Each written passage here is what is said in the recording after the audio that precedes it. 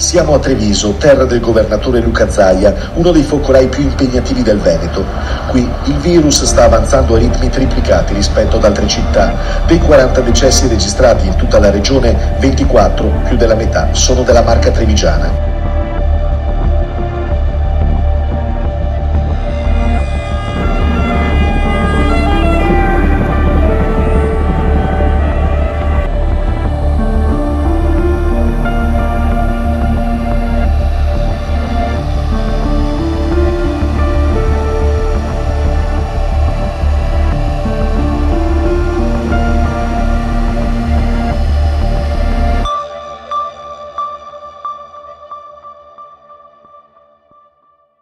La nostra idea è quella che da lunedì, se ci saranno i presupposti, e lo vedremo nelle prossime ore, di provvedere all'apertura di tutto quello che si può aprire.